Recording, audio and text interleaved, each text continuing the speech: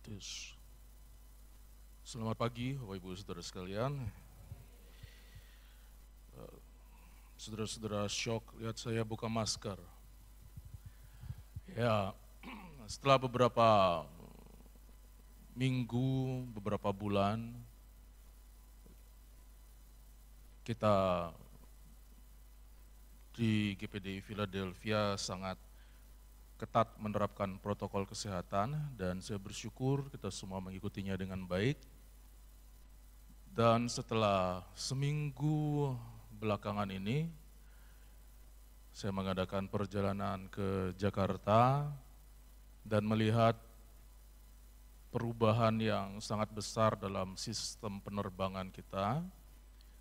Jika hanya dalam tempo 1 bulan, sebulan lalu saya juga ke Jakarta, dan dibandingkan dengan seminggu yang lalu, saya melihat tidak ada lagi pemeriksaan antigen atau PCR, kemudian untuk aplikasi Peduli Lindungi pun tidak terlalu ketat, pemeriksaan EHAK juga tidak terlalu ketat, dan ketika mendarat di Jakarta pun, di Soekarno-Hatta, Tangerang maksud saya, lempeng aja, tidak ada lagi pemeriksaan apapun. Saya waktu itu belum begitu paham. Ya, saya melihat situasinya, waduh, kelihatannya mengerikan. Kalau dibiarkan seperti ini, pesawat pun dengan kapasitas 100%. Semua sudah kelihatannya seperti biasa, sudah tidak ada pandemi lagi rasanya. Hanya semua masih perlu memakai masker jika berdekatan. Saya mendapatkan inspirasinya dari seorang tamu VIP yang memberikan sambutan dalam musyawarah besar GPDI ke-34. Ketika dia berbicara, dia juga buka masker. Dia bilang, ini menjadi pesan supaya kita tidak berjarak dan juga menunjukkan harapan bahwa kondisi pandemi sudah mulai lebih baik. Jadi saya berpikir, memang selama ini kita menerapkan protokol kesehatan sesuai dengan tingkat pandemi yang jika semakin kritis, kita menerapkan protokol kesehatan yang sangat ketat. Kami juga mohon pembicara-pembicara juga harus menggunakan masker jika berbicara. Dan kita melihat sekarang kondisinya sudah lebih baik.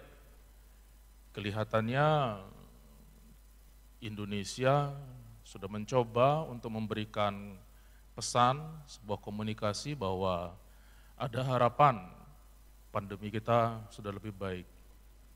Ketika kita pada masa pandemi yang kritis, kita memberikan pesan empati kepada pekerja-pekerja kesehatan, dan saat ini saya juga memberikan pesan kita tetap berempati kepada pekerja-pekerja kesehatan, dan dengan saya membuka masker, ini juga memberikan pesan bahwa ada harapan sesuai dengan apa yang saya lihat sendiri di Indonesia. Saya mungkin tidak keliling Indonesia, tapi kalau saya melihat barometernya di ibu kota kita, di Jakarta, yang saya lihat lebih rentan di situ daripada di Palangkaraya. Saya pun berharap menunjukkan kepada Bapak Ibu Saudara sekalian, jemaat Tuhan di GPDI Philadelphia Palangkaraya, dan juga yang ada di rumah, kita juga bersyukur dengan situasi kondisi pandemi yang kelihatannya sudah bisa lebih baik.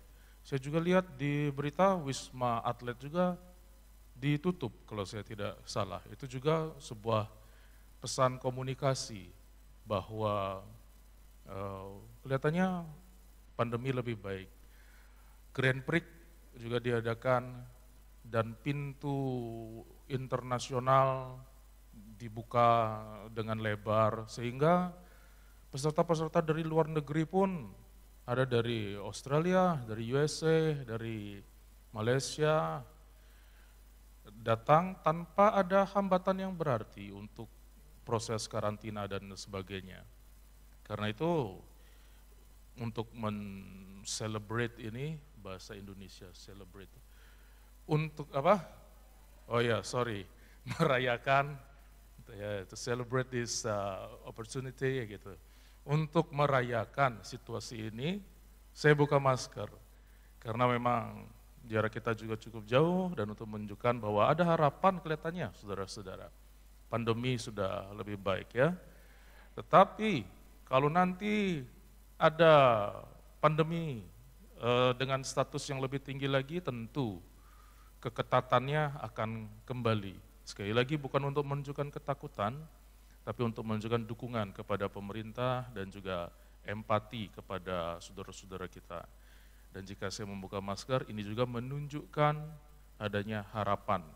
Jadi bagi saudara-saudara yang sudah terlanjur terbiasa di rumah, yang dulu berusaha jam 8:30 ke gereja, tunjukkanlah pesan juga untuk tingkah laku saudara yang terbiasa di depan TV, kecuali memang saudara sakit atau berhalangan, saudara dalam kondisi baik-baik saja, ya hargai waktu, berikan waktu untuk beribadah ke gereja.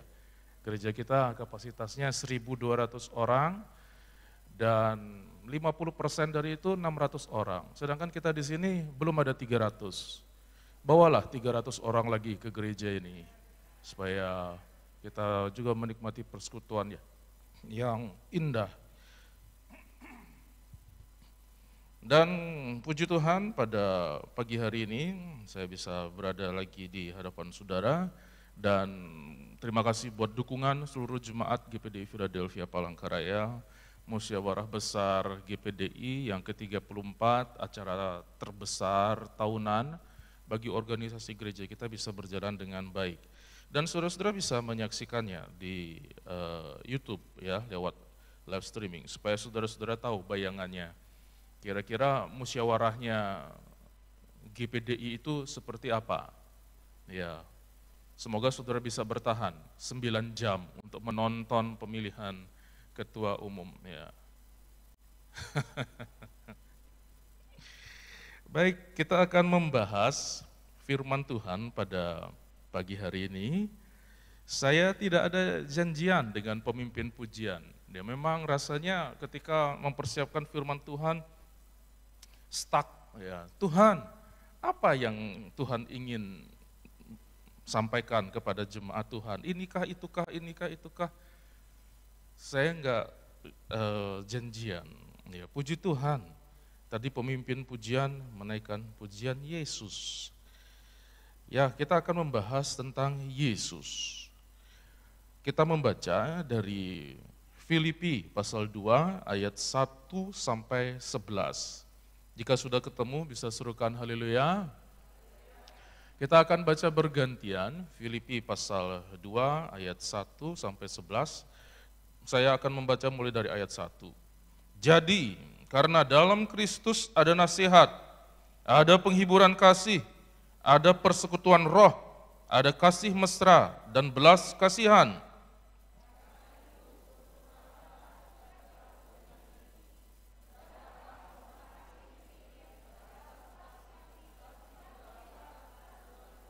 Dengan tidak mencari kepentingan sendiri atau puji-pujian yang sia-sia, sebaliknya hendaklah dengan rendah hati yang seorang menganggap yang lain lebih utama daripada dirinya sendiri.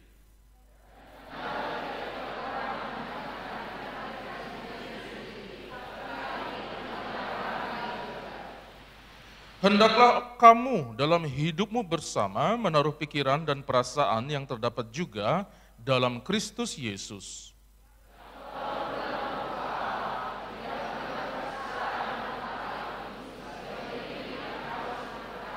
Melainkan telah mengosongkan dirinya sendiri dan mengambil rupa seorang hamba dan menjadi sama dengan manusia.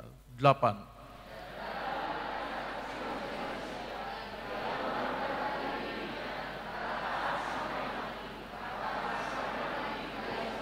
Itulah sebabnya Allah sangat meninggikan dia dan mengaruniakan kepadanya nama di atas segala nama.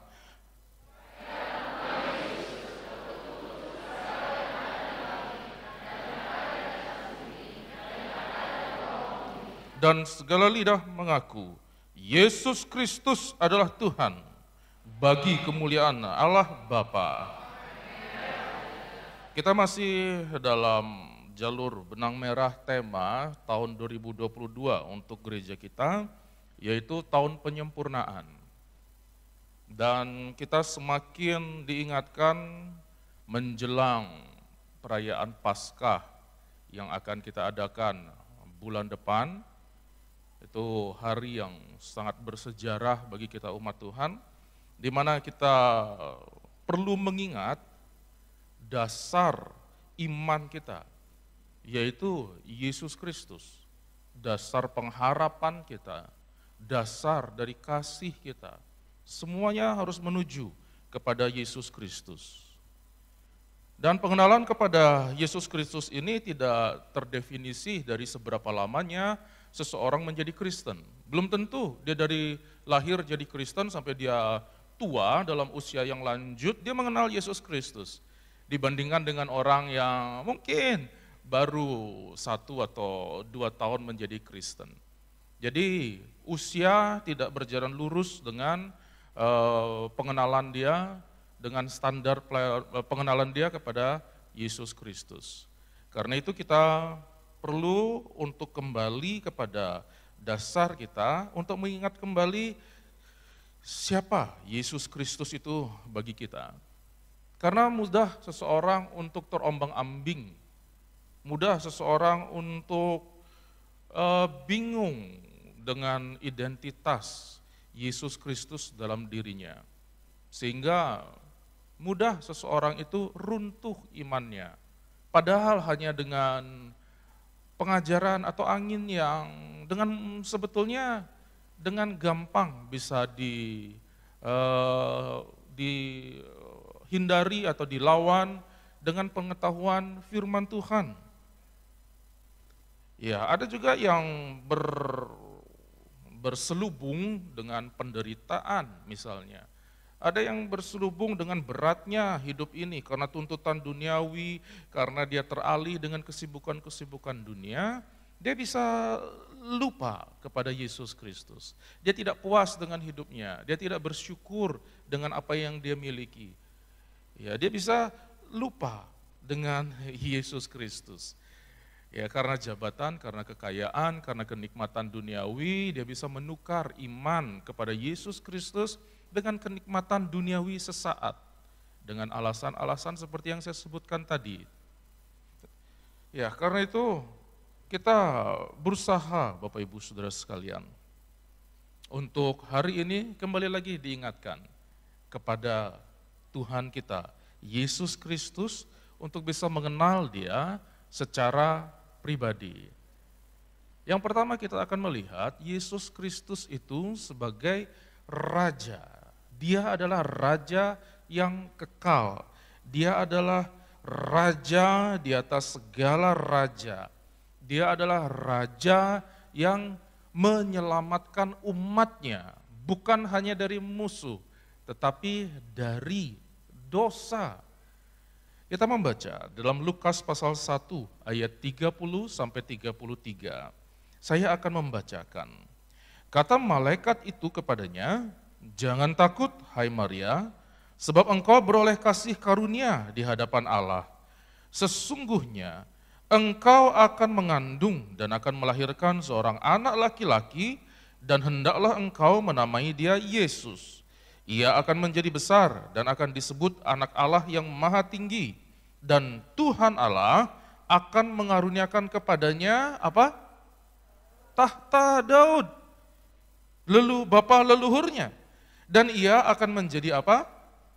Raja atas kaum keturunan Yakub sampai selama-lamanya, dan apa? Kerajaannya tidak akan berkesudahan." Jadi dia dinubuatkan memang ada di tingkat raja-raja, pemerintahan, dan memang sudah dinubuatkan dengan garis keturunan seperti itu. Jadi tidak kebetulan dia lahir dari garis keturunan Yehuda, tidak kebetulan dia lahir dari garis keturunan Daud, di mana Daud mendapatkan janji bahwa keturunannya akan menjadi raja terus-menerus. Jadi tidak kebetulan hal-hal ini. Sehingga kita harus tunduk kepada nubuatan ini. Jadi tidak bisa kita mengaku-ngaku atau memaksa-maksa seseorang untuk dimasukkan ke situ. Dia keturunan Daud atau bukan? Dia dari garis keturunan Yehuda atau bukan? Ya, jadi enggak bisa untuk memaksa sebuah karakter atau seseorang yang enggak tahu juntrungannya itu masuk ke situ dan mengaku-ngaku dirinya sebagai Yesus Kristus. Enggak bisa. Karena ada garisnya, ada rencana Tuhan, bahkan di garis keturunan raja-raja. Untuk meneguhkan lagi, Matius menuliskan dalam Matius pasal 1 ayat 21 sampai 23, ia akan melahirkan anak laki-laki dan engkau akan menamakan dia Yesus, karena dialah yang akan menyelamatkan umatnya dari mana? Dari dosa mereka. Hal itu terjadi supaya genaplah, itu yang penting. Supaya genaplah yang difirmankan Tuhan oleh Nabi, sesungguhnya anak darah itu akan mengandung dan melahirkan seorang anak laki-laki, dan mereka akan menamakan dia Immanuel, yang berarti Allah menyertai kita. Sehingga dengan status ini membuat keberadaan Yesus Kristus yang lahir dari perawan Maria itu tidak bisa digoyahkan lagi, tidak bisa disanggah lagi. Karena kelahirannya itu dinubuatkan oleh nabi-nabi. Dan nubuatan itu tidak berjalan hanya 1 atau 2 minggu, 2 bulan, sekian tahun, ratusan tahun Bapak Ibu Saudara sekalian. Bahkan sebelum dunia dijadikan, Allah Bapa sudah merencanakan itu semua, dan nabi-nabi sudah berusaha untuk mengikuti perintah Tuhan, menuliskan apa yang Tuhan ilhamkan di dalam dirinya tanpa mengerti siapa ini, mengapa dia menulis saja. Mereka tidak mengerti. Tapi nanti ketika Yesus lahir, barulah semua connect. Barulah semua memahami. Ketika Yesaya menulis nubuatan itu, dia tidak mengerti dia bicara tentang siapa. Jadi ini bukan main-main. Seseorang bisa ngaku, akulah Yesus Kristus.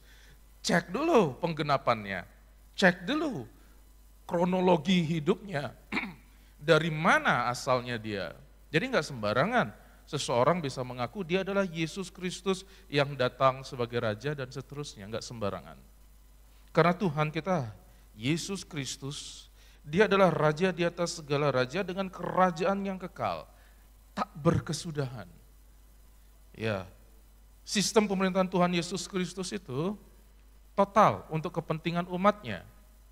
Jadi dia bukan raja seperti raja-raja di dunia yang ingin menguasai umat pengikutnya, kemudian dia menggunakan kekuasaannya itu untuk mengeksploitasi, untuk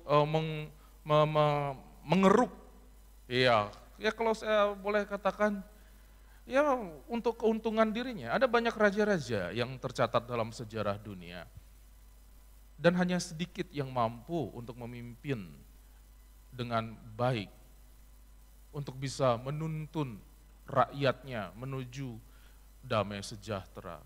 Hanya sedikit. Kebanyakan mengeksploitasi rakyatnya, bahkan membuat sengsara dengan keputusan-keputusannya.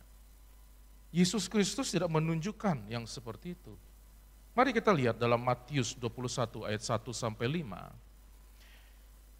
Ketika Yesus dan murid-muridnya telah dekat Yerusalem dan tiba di Betfage yang terletak di Bukit Zaitun, Yesus menyuruh 2 orang muridnya dengan pesan, pergilah ke kampung yang di depanmu itu, dan di situ kamu akan segera menemukan seekor keledai betina tertambat dan anaknya ada di dekatnya.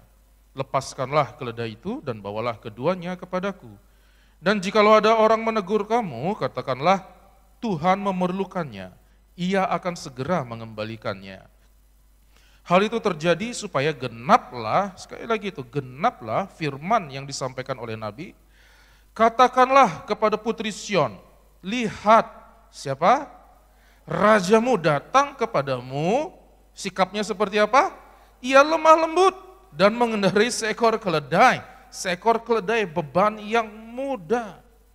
Itu bahasa kode untuk menunjukkan Yesus datang sebagai raja yang lemah lembut, raja yang betul-betul mau menanggung segala permasalahan umatnya. Sekarang sudah dalam 1 atau 2 tahun belakangan ini akan kembali lagi, kalau saya pakai istilah panas. Biasanya untuk pemilihan penguasa itu panas. Ya, kita baru selesai untuk memilih pemimpin GPDI. Puji Tuhan, suasananya tidak terlalu panas, masih ada di bawah kendali Tuhan. Ya, semua menerima dengan baik. Ya, dan sebentar lagi kita akan mengadakan pemilihan presiden. Mulai sekarang kita udah mendengar adanya isu ini, isu itu, dan itu biasanya setiap pemilihan penguasa itu suasana atau suhu politik, suhu di rakyat juga mulai mengarah kepada panas. Karena apa? Karena seorang pemimpin itu, seorang yang ingin mendapatkan kedudukan itu di tempat yang paling utama itu, diharapkan bisa membawa bukan beban, bukan masalah, tapi kepentingan dari pemilihnya. Ini masalah besar hari-hari ini dalam kepemimpinan dunia. Bukan hari-hari ini, dari dulu. Karena politik itu syarat dengan kepentingan. Tetapi Yesus tidak datang untuk menanggung kepentingan umatnya.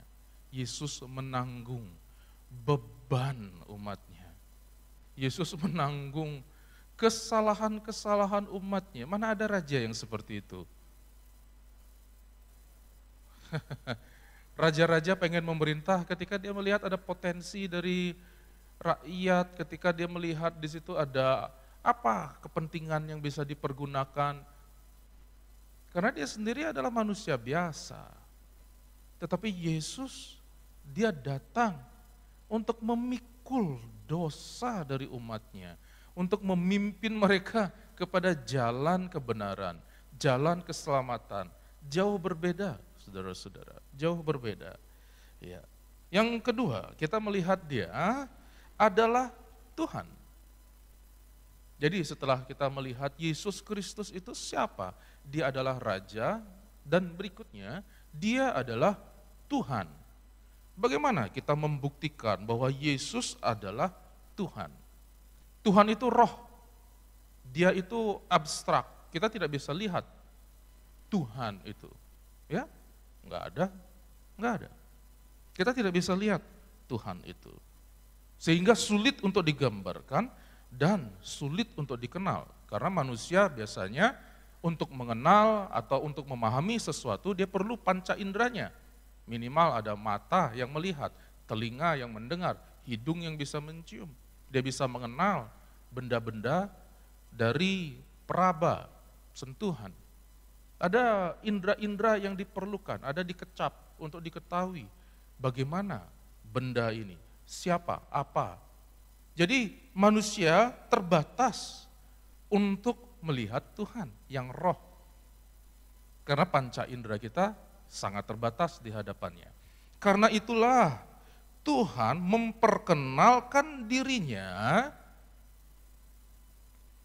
melalui Yesus Kristus. Itu cara Tuhan. Ya. Kalau dia datang, kita akan lihat beberapa ayat nanti, langsung demikian datang kepada manusia, manusia tidak mampu. Manusia tidak tahan untuk berhadapan langsung. Karena itulah dia mengutus Yesus Kristus yang digambarkan sebagai anaknya yang tunggal, supaya dia bisa menggapai manusia, supaya dia bisa menyentuh manusia, supaya manusia bisa melihatnya, supaya manusia bisa mengenalnya. Jadi demikianlah karakter atau pribadi Yesus Kristus yang adalah Tuhan. Dalam Yohanes 1 ayat 18, mari kita baca sama-sama, 2, 3.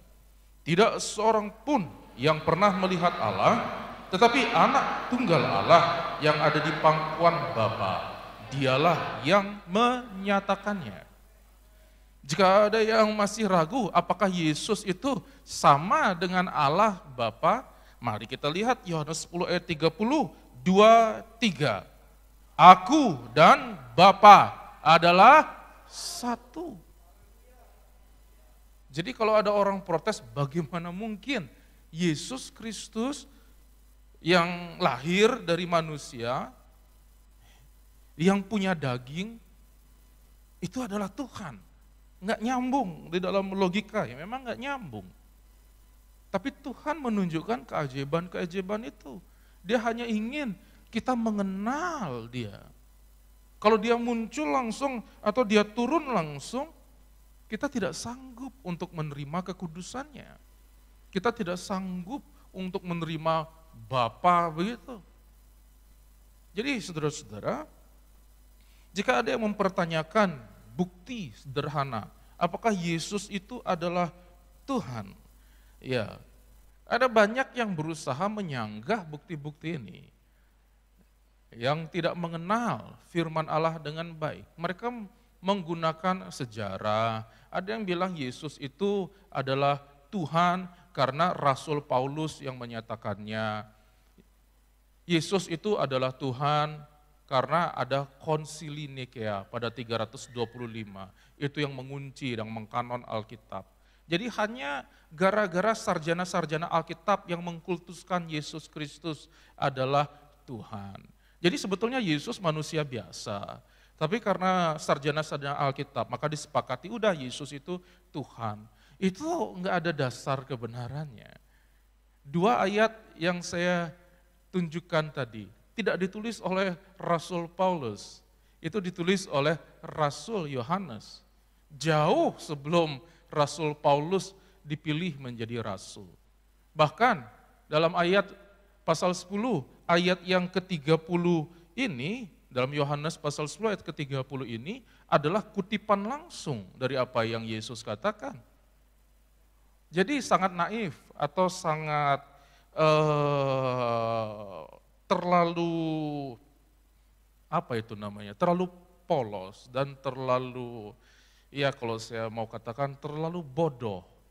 Hanya untuk mengatakan melalui sejarahlah Yesus menjadi Tuhan.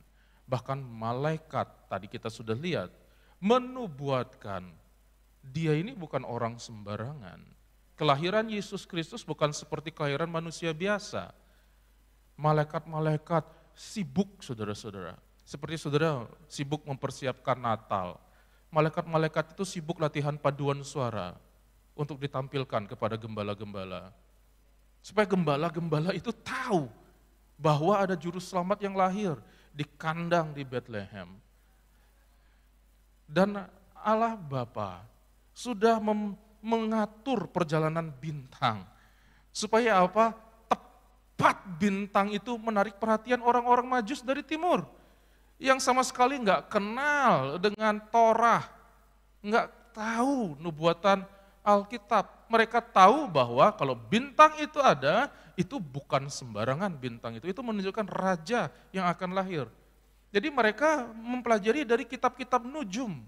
Makanya mereka tersesat ke istana Herodes. Karena kurang satu nubuatan Mika yang mereka tidak tahu. Di Bethlehem, Efrata, di situ tempat lahirnya, bukan Yerusalem. Jadi ini bukan hal yang kebetulan, bukan rekayasa, kemudian sarjana-sarjana Alkitab duduk, kemudian dalam seminar atau dalam diskusi, udahlah Yesuslah Tuhan, gak segampang itu untuk menjadi Tuhan. Enggak segampang itu. Karena bukti-bukti yang tidak bisa disanggah sudah ada tulisannya. Ya, semakin banyak orang yang menyanggah dan akhirnya dikatakan, oke, kalau begitu Alkitab palsu dan salah. Tiba-tiba ada seorang anak melempar batu di Gua Adulam. Gua Adulam. Di Dead Sea Scroll, di Laut Mati, kok di Gua Adulam, di Qumran. Seorang anak gembala iseng-iseng panggil dombanya yang tersesat, dilempar batu.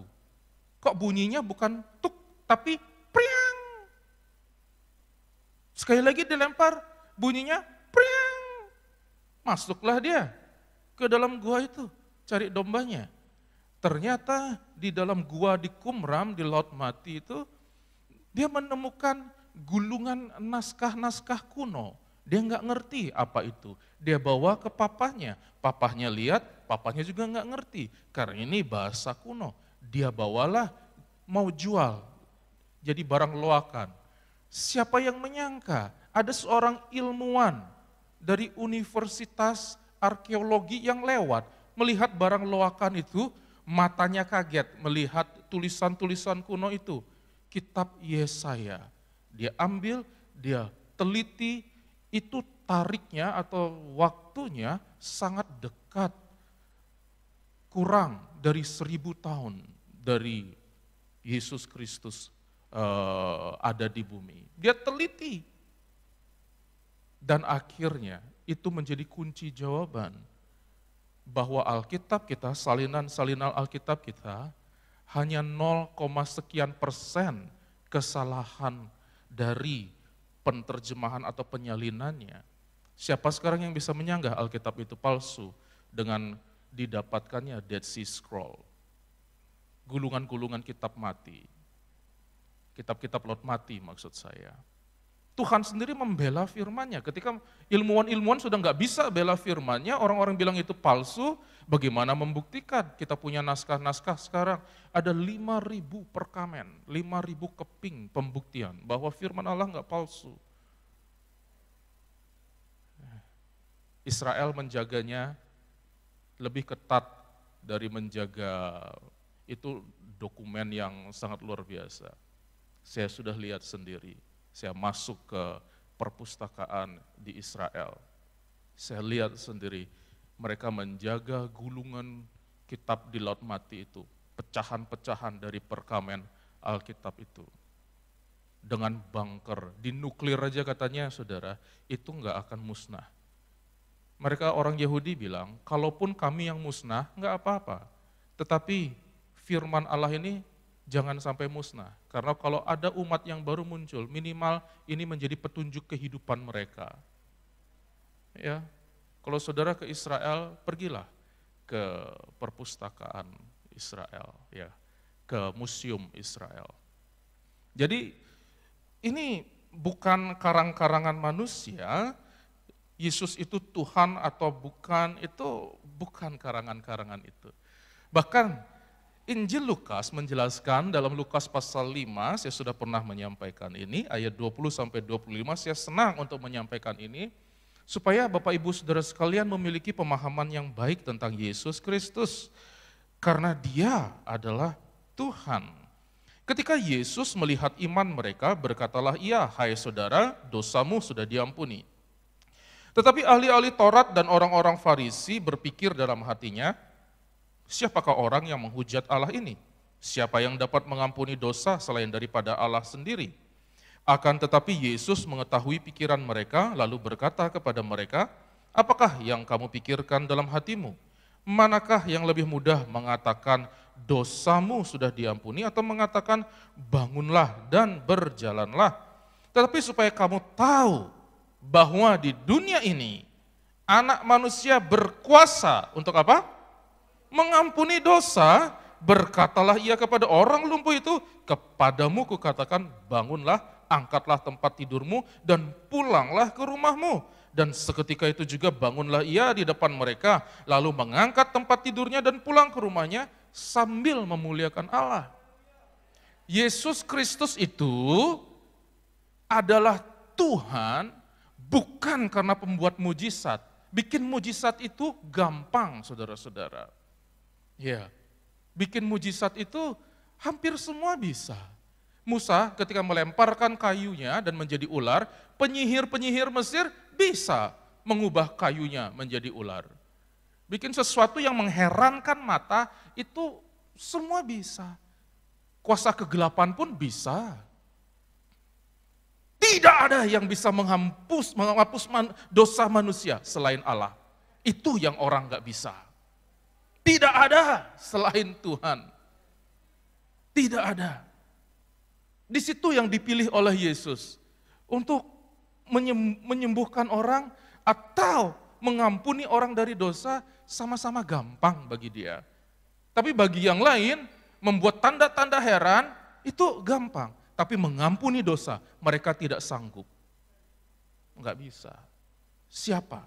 Siapa? Nabi yang mana yang berani bilang, dosamu sudah diampuni? Nabi yang mana berani bilang, hari ini kau bersama dengan aku di Firdaus? Bukan mudah-mudahan, atau semoga. Oh iya, berdoalah bersama dengan saya, semoga kita berdua selamat sampai di sorga. Bukan! Yesus menunjukkan supremasinya, keunggulannya, kedikdayaannya, kemuliaannya, mengatasi semua. Dia bisa mengampuni dosa. Itu yang penting bagi kita. Saudara mau apa? Mau sembuh? Toh saudara akan mati juga. Ya kan? Coba kita berpikir benar-benar secara logis nih. Kesembuhan saudara hanya membeli waktu sekian lama lagi. Saudara rela jual rumah, jual tanah, pengobatan sebagainya. Bukan saya mengecilkan usaha itu, silakan itu baik. Kami pun begitu, kita berusaha untuk menghargai kehidupan. Jika sakit ya diobati, baik. Tetapi kita pasti akan mati juga, saudara-saudara. Permasalahannya kan itu, setelah mati kita kemana? Nggak ada manusia di dunia, nggak ada nabi di dunia, tidak ada pendeta di dunia yang berani menjamin setelah mati engkau kemana. Hanya satu, Yesus Kristus. Itu luar biasanya. Jadi Yesus bukan jadi Tuhan karena dia bisa bikin mujizat, itu juga terlalu cetek jawabannya. Ada diskusi-diskusi Alkitab, ketika mendengar pertanyaan itu, buktikan Yesus adalah Tuhan. Seorang pendeta menjawab, Yesus bisa bikin mujizat. Saya geleng-geleng kepala. Sekolah Alkitab di mana orang itu? Yesus bukan jadi Tuhan karena dia bisa bikin mujizat. Jangan silau dengan itu. Memang dia terkenal sebagai pembuat mujizat. Tapi lebih daripada itu, Yesus Kristus mengampuni dosa. Hanya Allah yang bisa mengampuni dosa. Dan Yesus tidak menghujat Allah. Dia dan Allah adalah satu. Jadi berikutnya, saudara-saudara, ya. Yesus adalah juru selamat. Ya, Yesus adalah juru selamat. Saya akan teruskan. Dalam keberadaan dia sebagai raja, kekuasaan sebagai raja akan memunculkan kekuasaan yang mutlak. Kita sangat bersyukur jika Yesus menunjukkan diri sebagai raja, tetapi secara kekuasaan dia tidak menunjukkan otoriternya dia. Saya akan jelaskan melalui kitab Ester. Dalam Ester, pasal 4 ayat 11. Semua pegawai raja serta penduduk daerah-daerah kerajaan mengetahui bahwa bagi setiap laki-laki dan perempuan yang menghadap raja di pelataran dalam dengan tiada dipanggil, hanya berlaku satu undang-undang, yaitu apa? Hanya orang yang kepadanya raja mengulurkan tongkat emas yang akan tetap hidup. Dan aku selama 30 hari ini tidak dipanggil menghadap raja. Bapak Ibu Saudara sekalian bisa memahami ayat ini. Ester ini adalah permaisuri, istrinya raja. Ada undang-undang yang mengatakan kalau raja tidak panggil jangan berani-berani datang. Istri pun enggak boleh. Udah 30 hari Ester enggak dipanggil. Kalau berani-berani Ester datang, kemungkinan besar dia akan mati. Bayangkan istri-istri, Bapak-bapak gimana pendapatnya, bapak-bapak? Ya, Mah, undang-undang ini mah. Alkitab bilang loh, Mah. Kalau aku nggak panggil, jangan dekat-dekat ya. Lagi sibuk nih. Lagi ada urusan nih. Ya. Saudara-saudara bayangkan, hanya untuk menghadap suaminya, Esther perlu puasa 3 hari, 3 malam, saudara. Dan bahkan dia bilang, kalaupun aku harus mati, matilah. Hanya untuk menghadap suaminya loh, saudara-saudara. Tapi problemnya adalah suaminya itu raja. Itu kemutlakan kekuasaan raja. Puji Tuhan, Tuhan Yesus Kristus tidak menggunakan kekuasaan seperti itu. Dia membuka dirinya bagi semua. Marilah kepadaku yang lemah, yang letih lesu dan berbeban berat. Aku akan memberi kelegaan kepadamu. Dia terbuka bagi semua. Enggak ada aturan, kalau Tuhan enggak panggil jangan mengharap, enggak ada. Tangannya terbuka. Ya, baik, berikutnya, kalau kita cek Yesus Kristus hanya sebagai Tuhan, kita juga punya problem yang besar. Karena Tuhan, sekali lagi, dari tadi saya sudah jelaskan, tidak bisa didatangi oleh siapapun. Manusia, di mana dia bisa hidup berhadapan dengan kekudusan Tuhan. Dalam Keluaran pasal 33 ayat 20, lagi firman-Nya, engkau tidak tahan memandang wajahku. Sebab, apa? Tidak ada apa? Yang keras. Sebab apa?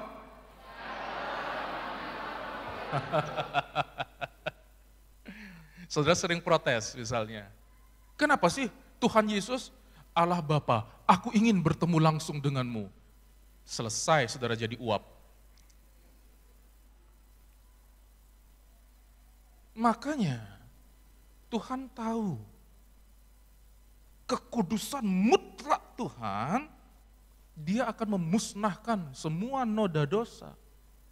Musa pun saudara-saudara, orang yang dipilihnya menjadi nabi, yang dikasihinya, enggak ada orang seperti Musa kata Tuhan, yang lemah lembut seperti itu. Ada puji-pujian dari Tuhan kepada Musa, ada kekhususan Musa di hadapan Tuhan. Musa pun ketika mau melihat Tuhan, Tuhan bilang, kamu enggak bisa, nanti kamu mati. Saudara dan saya dibandingkan Musa seperti apa? Maka dari itu Bapak Ibu Saudara sekalian, kita diperkenalkan Yesus Kristus adalah Raja, Yesus Kristus adalah Tuhan, dan Yesus Kristus adalah Juru Selamat. Di dalam kejuru selamatannya dia itu, kita sebut dia sebagai Mesias, sebagai Kristus. Dia menunjukkan kemurahannya, dia menunjukkan kasihnya, dia menunjukkan pengorbanannya, dia menghambakan dirinya, dia mengosongkan dirinya. Kita Filipi tadi menunjukkan itu. Bukan hanya sebagai manusia, tapi mati di kayu salib bagi kita. Jadi kalau dia bertahan sebagai raja, dia nggak perlu turun ke dunia, dia diam aja di sorga. Caranya apa? Gabriel, kamu situ, kamu mati aja buat manusia. Gampang kan? Raja. Atau dia sebagai raja, veto saja. Bukankah sekarang sedang sibuk, presiden kita 2 periode atau 3 periode? 2 periode atau 3 periode? Kalau presiden mau amandemen, siapa yang larang? Kalau dia mau 3 periode, siapa yang larang? Tapi kan ada banyak yang perlu dipikirkan. Raja akan menggunakan kekuasaannya tanpa perlu dia bekerja, cukup dengan tongkat. Kamu pergi orang itu saudara-saudara. Kamu datang orang itu. Cukup dengan tongkat. Kalau dia sebagai Tuhan, sesuka-suka dia. Oh manusia jatuh ke dalam dosa, oh gampang, reset, ulang lagi. Adam dan Hawa, reset, ulang lagi. Kuasa. Tetapi kenapa dia biarkan dosa terjadi? Sejarah berjalan. Karena dia ingin menunjukkan betapa hatinya, betapa kasihnya, betapa bedanya Raja kita, Tuhan kita dibandingkan dengan yang lain. Dia enggak otoriter. Dia tidak Tuhan yang sesuka-sukanya saja. Dia adalah seluruhnya. Saya tidak mau mengatakan sebuah pribadi, seorang pribadi yang ingin menunjukkan tanggung jawab kepada ciptaannya, yang ingin menunjukkan integritas kepada ciptaannya, sehingga melalui pengenalan kita kepada Yesus Kristus, yang adalah juru selamat kita, kita bisa mengenal dia sebagai pemberi, sebagai sahabat kita, sebagai gembala yang baik, sebagai pribadi yang lemah, lembut, dan seterusnya. Dalam diri Yesus Kristus. Itu Yesus Kristus. Sehingga ketika Yesus bertanya kepada murid-muridnya, dalam Lukas pasal 9 ayat 20, murid-muridnya mencoba untuk memahami itu. Yesus bertanya kepada mereka, menurut kamu, siapakah aku ini? Jawab Petrus, Mesias dari Allah, Hamasiah, Kristus yang diurapi. Jadi saudara-saudara, dengan gelar Mesias atau Kristus itulah Yesus sanggup menjangkau semua manusia. Kalau Tuhan dia disalibkan nggak bisa mati, jangankan disalibkan. Ya, Tuhan tidak bisa mati, Tuhan itu nggak bisa. Kalau dia raja, dia bisa memveto, menghentikan atau membuat peraturan. Tapi coba kita lihat cara Tuhan, Yesus Kristus, yang melakukan sepenuhnya kehendak Bapa. Dia menunjukkan pribadi dari Bapa kita, pribadi yang penuh kasih, yang penuh tanggung jawab. Mari kita lihat dalam Markus. Saya akan bacakan Markus 10 ayat 42 sampai 45.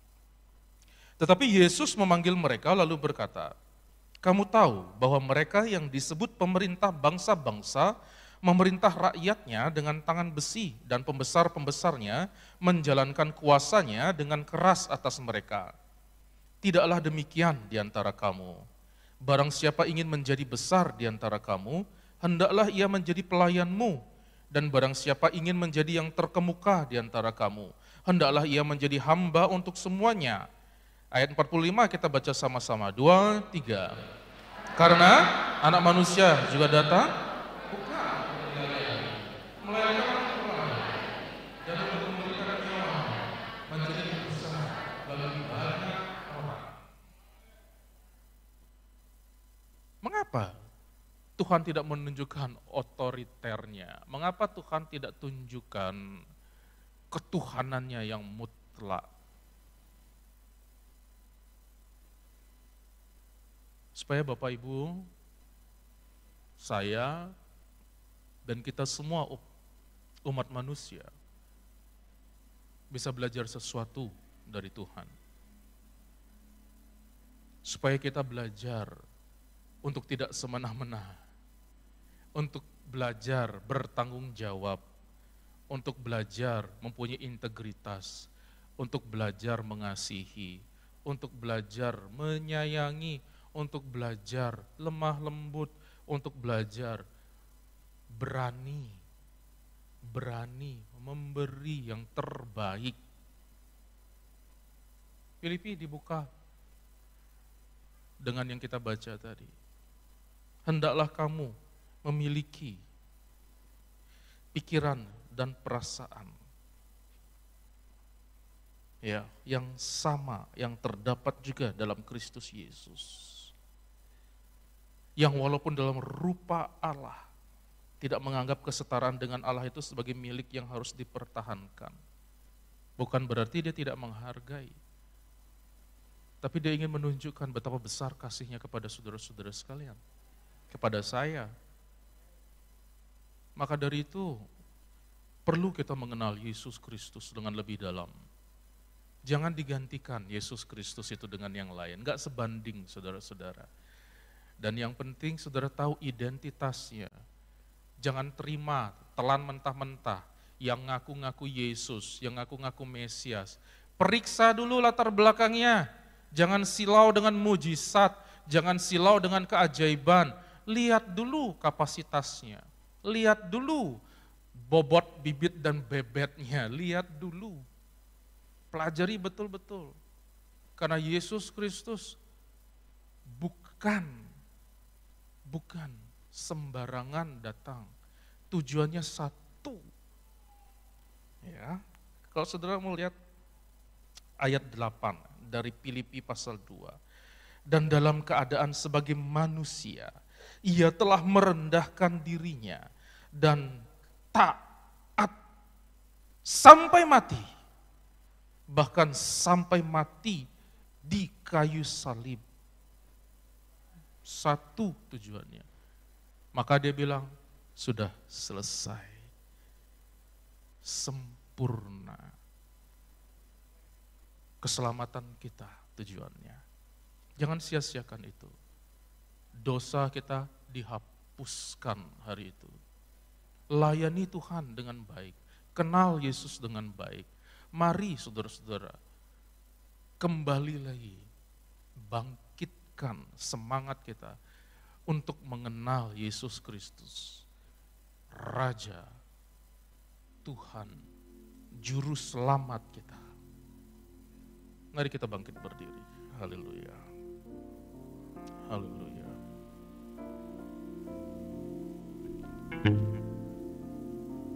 Ku tak dapat hidup tanpa firman